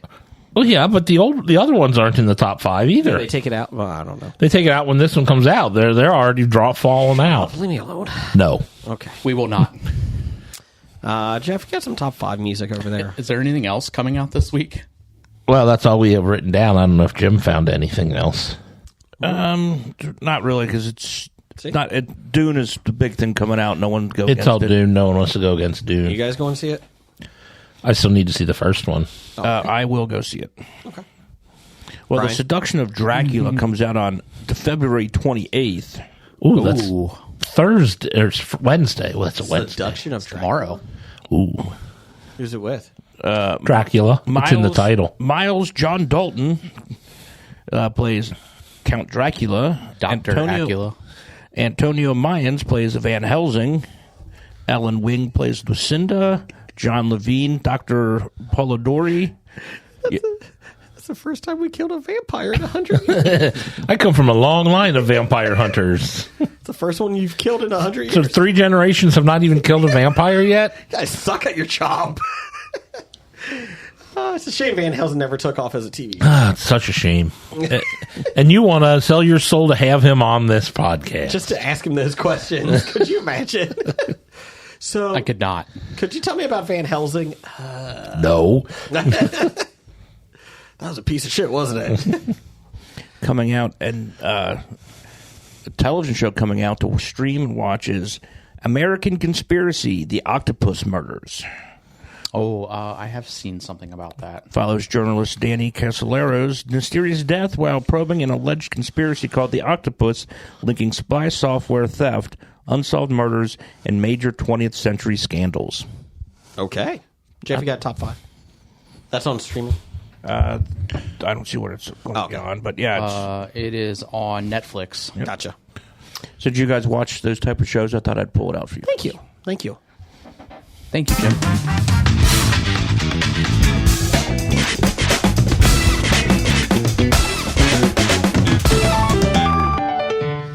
DJ Top Fat five. Fingers. Hey, did you ever lock down that? No, it fell through. You almost got some It fell jobs. through your fat fingers. It did. Dang. They were little buttery fat fingers. Slippery. If anybody would like to hire DJ Fat Fingers, please let us know at Bad Ideas Podcast on Twitter. So who has bigger fingers? DJ Fat Fingers or Beaver Hands? Oh, Beaver Oh, Hands. Beaver Hands by far. Yeah, Beaver Hands just has like... Mine are just fat in comparison to the size of the hand. His are just normal in comparison to the hand, but the hand is just that big. It's like the giant hand that comes out at the end of Cabin in the Woods. It's just a giant hand that comes out. That's the same as Beaver Hands. So, what's our top 5, Jeff? We have top 5 worst foods that you ate growing up. Okay. What's your number 5, Jeff? Oh, we're starting with me. Sure. My number 5 is Mom's dumplings. Oh. Anything specific? I don't know what they were, but they weren't what I found out to be what dumplings really are. When I got like real chicken and dumplings for the first time that my mom didn't make, I'm like, what the hell's this? What did she put And like, in there? this is chicken and dumplings. I'm like, no, is there dumplings? And like, yeah, they are. I'm like, dear God, what did mom feed us? They were slimy on the outside, but Doughy. well, they weren't even they were airy. Airy, like I guess she would I don't know, make corn starch balls and drop them into the oil or whatnot, and It sounds delightful. You should or do this at water. your If she bar. didn't. I'm like, I can't explain what they were. There was no flavor to them. It was just a weird, like, gummy texture. Like I said, the inside was dry and airy, which was weird because it's in a soup thing, but the outside was slimy and gross, and two different textures that neither of them were good. Any type of food that's described as dry and airy sounds amazing. I mean, that's kind of counterproductive, right? Yes. They shouldn't be both of those things. No. It was kind of like the inside texture on like a cake. Oh. Like the texture, not the flavor or something, Yeah. but But gummy. but gummy. Okay. And slimy on the outside. If you would like to try these chicken and dumplings, come to Dana Gardens. Don't. The This bar. this recipe has been lost to time. Thank goodness. Brian, number 5. Number 5 for me, I'm going to say Sunny D. Oh. I hated it. Especially over purple stuff. Yeah, I'll take the purple stuff that's in the fridge. Yeah, the hype of it, like everybody had to have it, and I hated it. It is not orange juice or even orange drink for Yeah, that it's not matter. even orange drink. Give me one of those little hugs instead. Please. Oh. Not physical hug Oh, there. sorry. Jim, number 5. I'm going to go with toaster pastries. I actually like toaster pastries. Because Well, when I was little. I was hoping to get a Pop-Tart. Oh. And I got a toaster pastry. Got a croissant with... No, it was the generic store brand version of. I'm thinking toaster strudel. Yeah, Sorry. that's what I not was toaster looking- strudel. Okay, I got you. Toaster pastries. And, like, I enjoyed the good crust on a Pop-Tart. Like, the outer thing of the toaster pastries was not good. Not good. If you got one that had the icing on it, it was always very scarce and off center. And it was Okay. those were not good. No. Let's see here. My number 5 is fruit roll-ups. Could not stand fruit roll-ups. I think it was the texture. You don't like fruit leather? I do not like fruit leather. It is not a good texture. No. I think that's what screws I me thought up. fruit roll-ups were amazing. Fruit by the foot. Yeah. Yeah, same thing. My the most part. number 4, Swiss cheese at my grandmother's house, my dad's mom's house, and I don't know why, but like they would have like ham sandwiches out, like you could make your own deli sandwich, which I love a good deli, like Yeah. And for some reason or another, that Swiss cheese, I like Swiss cheese, was so nasty, and I don't know why.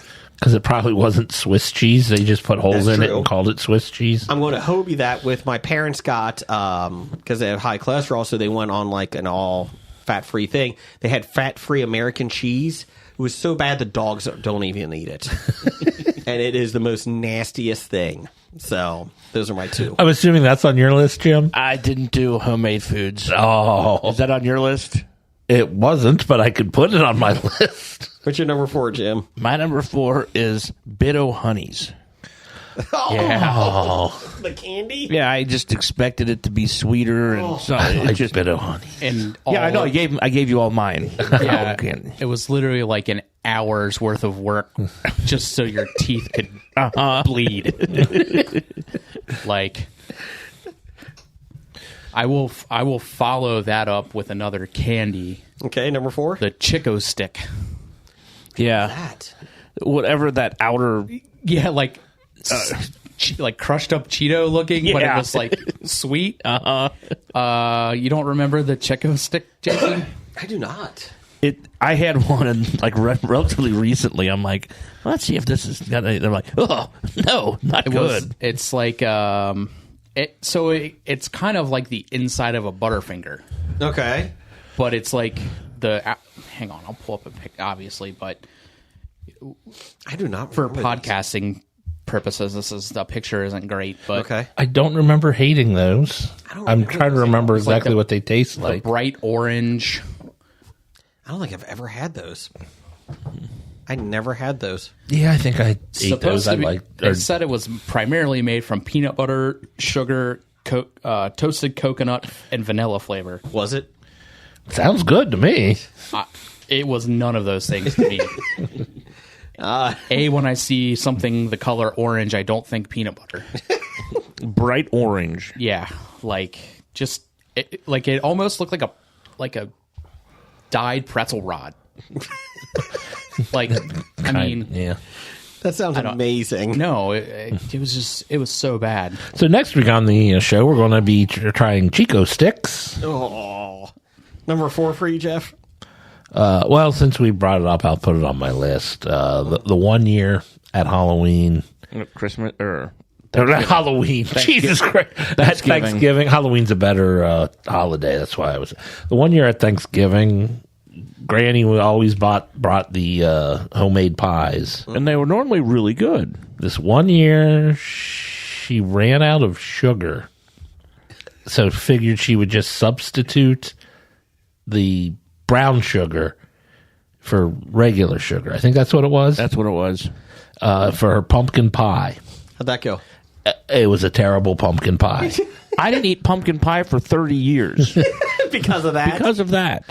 And we're like eating the pie, and everyone's like, this is terrible. Like the kids are all in the kitchen. And this is bad. Well, don't tell Granny that her pie was bad. And they're like, how'd you like it? And everyone's like, oh, it was great. Jim comes out of the kitchen. It was yucky. Yeah. That's something as an adult that I wish I would have known when I was a kid. Like, you could tell people that their stuff sucked. Yes. But you were like always afraid of hurting someone's feelings. Yeah. Yeah. And now? Like fuck, this is awful. Social media is pretty good about watching people's feelings. And then, at that one time, again, Grandma, she apologized. I'm sorry, and she explained why she ran out of sugar and everything. And then we threw it outside, and the dogs wouldn't eat it. Yeah. When you made the dogs wouldn't eat it, Jim and I both looked at each other. Oh, yeah. Grandma's pie. Yeah. What's your number 3, Jeff? Number 3, I'll put tuna noodle casserole. Really? Well, at least the ones Mom made. See, I avoided the stuff that Mom made because it was all bad. But it's the stuff we had to eat. Yeah, I chose other things. This was a staple during Lent. Fridays in Lent, when we couldn't eat meat on Friday because we grew up Catholic. And tuna noodle casserole is one of the things Mom likes to make, and it was not good. Again, I don't eat canned tuna because of it. Okay. The other thing I hate, I think Jeff kind of liked them, were the salmon croquettes. Salmon croquettes I liked. They were bad. It was like canned salmon, and and you fried them, pan fried them or whatnot. And I understand why people don't like them. For some reason, I did like them. But we were talking about this the other day. I was with my sisters, and this subject came up. But Carolyn hated the croquettes. Patrice hated the tuna noodle casserole. And even that, I mean, it's like nowadays we'll get just mac and cheese with tuna in it. Mm-hmm. Tastes fine. Yeah. It's canned tuna that Jim won't eat because however mom fixed her tuna noodle casserole. Probably that cream of mushroom soup or whatever. And I'll eat like tuna steaks if they're cooked properly, but like the canned tuna, I just can't eat. Number 3, Brian? Number 3 for me were the what were they? Like they were the kids version of the the TV dinner. Like Kid Cuisine. Kid Cuisine. Yes. Those things were nasty. So bad. Remember the brownie? The brownie, the brownie would like... It wouldn't really cook all the way. The outside would be burnt. And the inside would be liquid. Lava. Yeah, it's like molten lava. Yeah. Now, granted, that is all TV dinners? Yeah. TV dinner desserts. Yes. But I don't specifically remember Kid Cuisine ones. Yeah. They were a little bit after us. Yeah, where they were so bad. And like the chicken nuggets, like the breading was always like the same kind of thing where the outside was like a rock and then the inside, what little bit of the chicken, the fake chicken you got. Oh, so bad. Number 3. Oh, Jeff, what's the problem with Lean Cuisine meals? You have to eat 3 of them before they fill you up. I think that's the purpose. But I mean, how or no, it was not Lean Cuisine. It was Healthy Choice. Healthy Choice. Yeah. And I'm like, how healthy are they when I have to eat 3 of them? This is not very healthy. Good job, Jeff. Number 3, Jim. Number 3, I'm going to go with white ice cream. White generic ice cream. Because I don't want to call it vanilla. Because it was just, there was no flavor to it. Store brand vanilla ice cream. That was always freezer burned. You opened it the first time and it was freezer burned. Yeah, if you didn't eat that box in one sitting, you might as well just like lick the inside of the freezer walls. I mean, people are like, oh, we got vanilla ice cream. I'm like, oh, shit. We got ice cream without flavor. Yeah. We got ours with ice crystals. Yeah. Even the chocolate wasn't good. But at least it had a flavor. Something.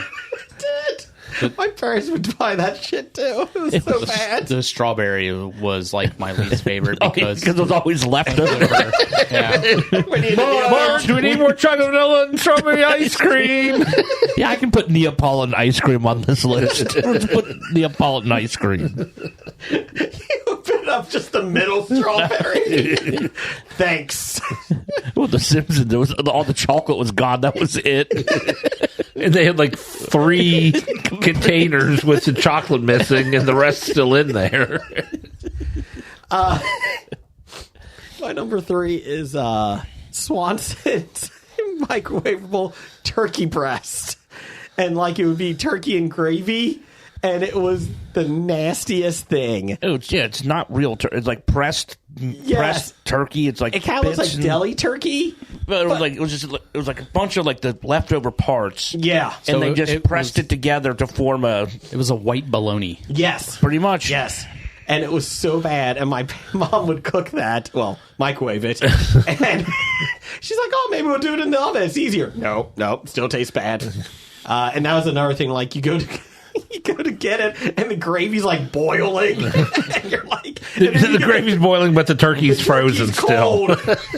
It's like, how long do I have to put this on for? Yeah, well, the thing is, though, did you peel the film halfway back and then stab holes in the other half and then rotate it 30 seconds in? The worst is when the film would get down on the turkey. You're just like peeling. And I mean, at that point, you might as well just eat it. Because it's probably better for you or equally as bad for you. It's so bad. Yeah, if you don't peel the film appropriate amount back, then your food's fucked. Oh yeah. And if you don't stab holes in the other, the other sides, with your fork, they're not going to cook properly. And the worst part is you never knew how much film to pull back. What kind of wizardry is this shit? It's 1992, people. This should not be that difficult. You know what all this is doing? Making Hot Pockets look good. My number 2. Oh my god. It's the texture again. Star Crunches. Oh my god.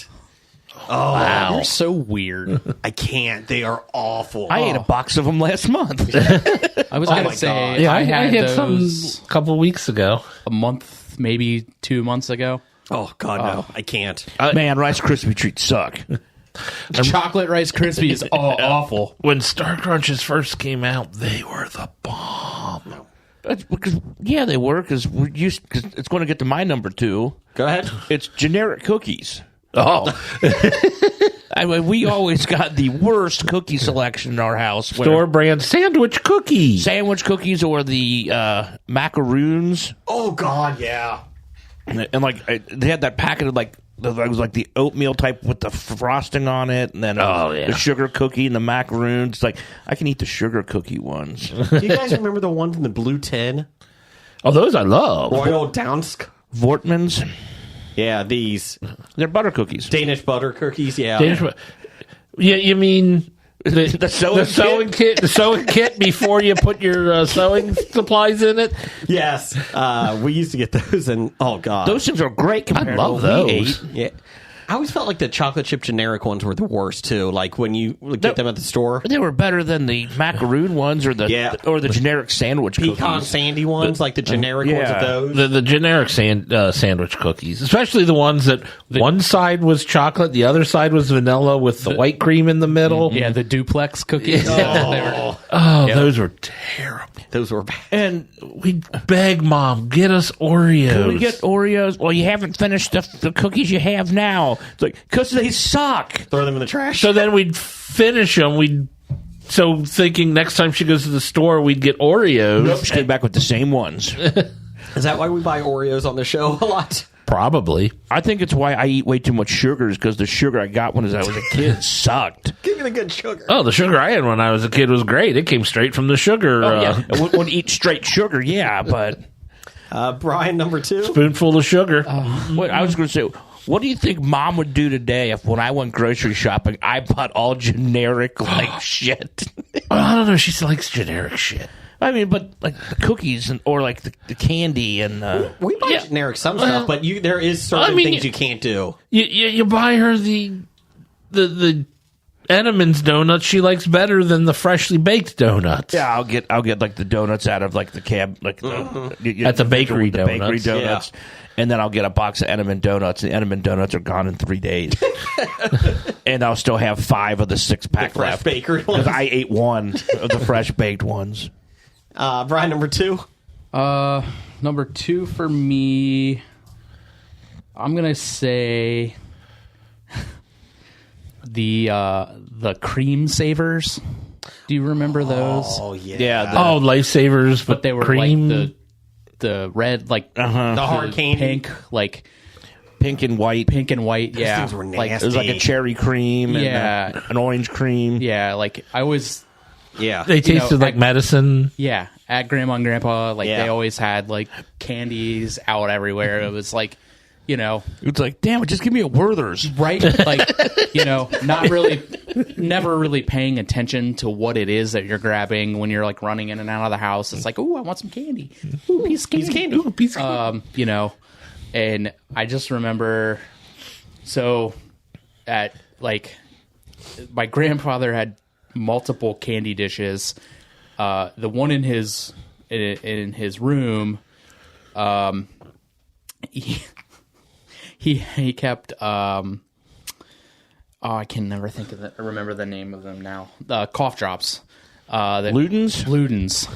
So like for the longest time, that's better than candy. That's better than some of the candy. That Ludens I thought that was candy, and then like I got to an age of where I had to fend for myself, and I was sick, and I went to the store, and I was like looking for Halls, and then I was like, wait, somebody stocked these incorrectly. And Why do you have the candy with the medicine? I like picked up the box and I was like, oh my God, I've had 1,000 of these cherry Ludens. No wonder I never got sick when I was 5.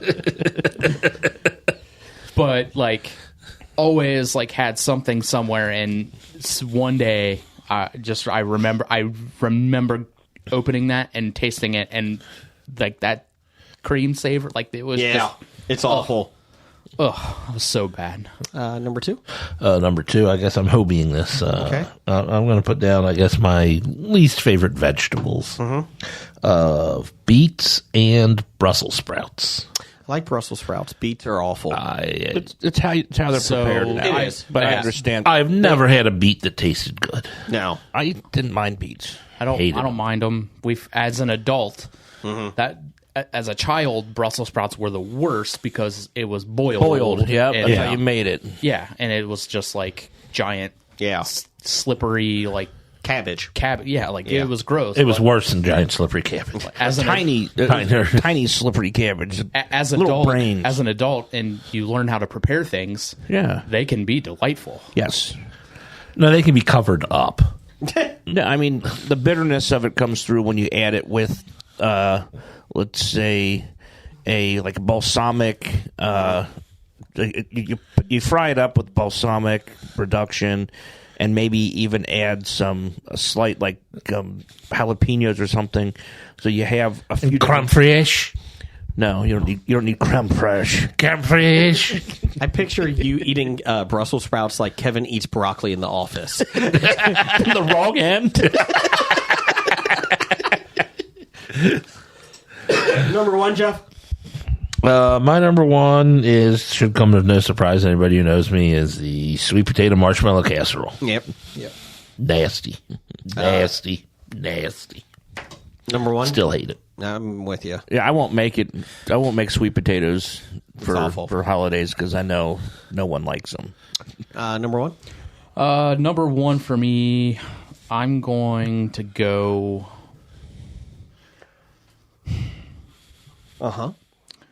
The all lime flavored Skittles. Do you remember those? Mm-hmm. I don't, but it sounds excellent. Oh, it was so bad. Oh man! What if you got all pink? All pink Starburst. I would burn wherever I was at to the ground. That is the worst candy to the ground.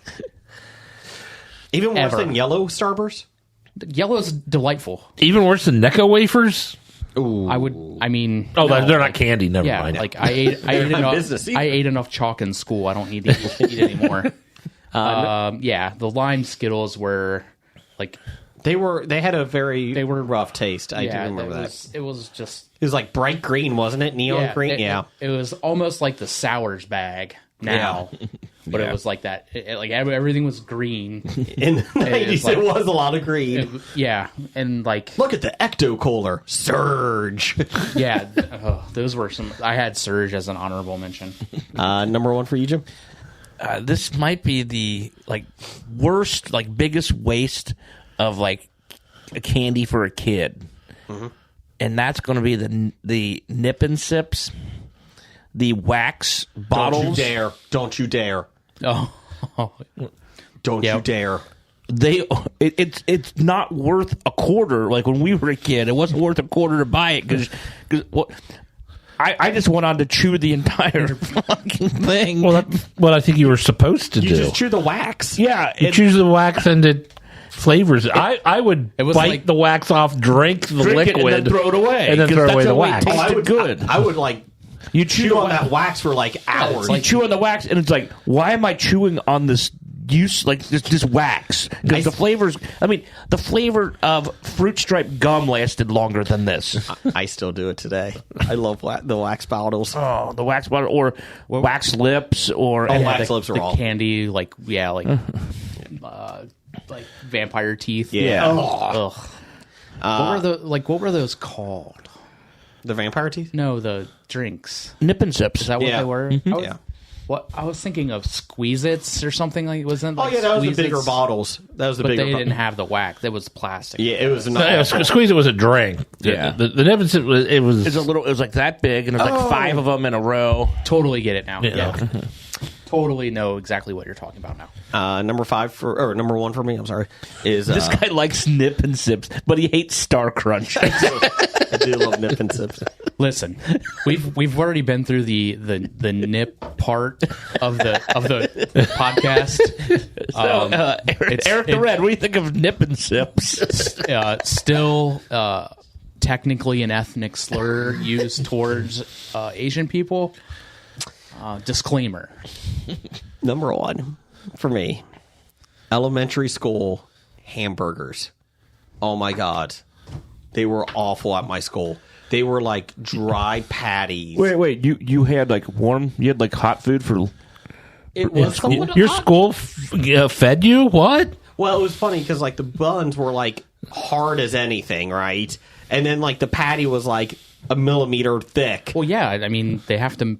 And I don't make fun of feed- this. I make fun of this lunch ladies. It wasn't their fault. It was the food that they, the school bought for them to serve, and it was the most awful thing ever. Ugh. Your school supplied food? Yes.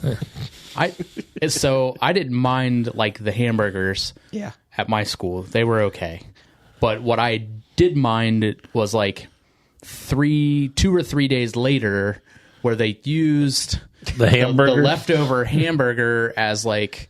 Salisbury Steak Day. Yeah, or like they would like reuse it, which again, totally get it. Like no waste.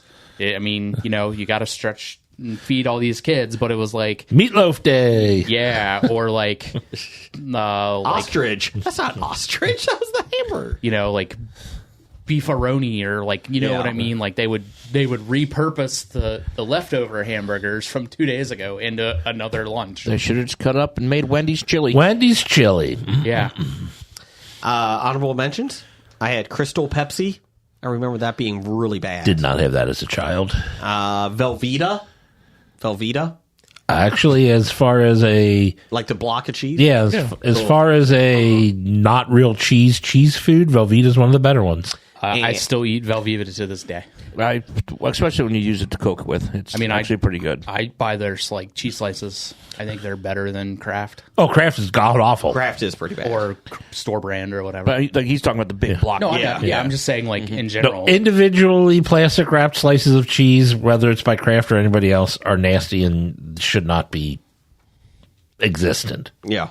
Because it's not really cheese. No, cheese food. And then number 1 was, honorable mention, Great Start Breakfast, like I've always talked about. And it wasn't like they were so bad, but like it was the same thing with the microwave. Like the bacon was like, I don't even know what the bacon was. Not bacon. No. And like the silver dollar pancakes were like hard on the outside, but the inside was cold. What the fuck am I doing here? The eggs were always cold. You could put those on for 12 minutes and they would still be cold somehow. And runny. Yes. So I never ate those. we No, I never ate those did a lot for my parents. My mom got those a lot for us. We didn't eat breakfast a lot. Cereal. Yeah. I was just happy I got it. They were happy if I got up in time to make it to school. Anybody else got honorable mentions? I had Surge was Yeah. one. It's Like, good. granted, that was like middle school, high school, but Yeah. still just Well, I guess if I'm throwing in beverages, I would put Mountain Dew. yeah. I still hate it. Anything else? Okay. No, I didn't have any because I just. We didn't have any listener feedback. We got a lot of retweets and people really liked it, but nobody ever mentioned anything. Aw. So, but thanks for retweeting us. We appreciate that. Oh, actually, my I don't mention pretty much most of the stuff that mom and dad cooked. Bad idea of the week. Number, I don't know. Star Crunches. We'll go bad idea of the week number 94. Uh-huh. Replacing sugar in your pumpkin pie recipe with just brown sugar. Well done, sir. Well done, sir. Well, that's a bad idea. Titles for the show? Let's see. I wrote down one thing. Okay. I do love Twink Dongs. Nope. Damn it! Just give me a Werther's. I had a Blake dissertation. Oh, I'm sorry. I thought you Blake were done. dissertation. Yep. 4 more minutes of naps. He Will Smithed it all up. And it's me, Dirk the Daring. I have 2 spongy. Blake Dissertation. Giant slippery cabbage. Tiny slippery cabbage. Dry and airy. Just so your teeth could bleed. Give me the good sugar. And nips and sips. I like the teeth. Yeah.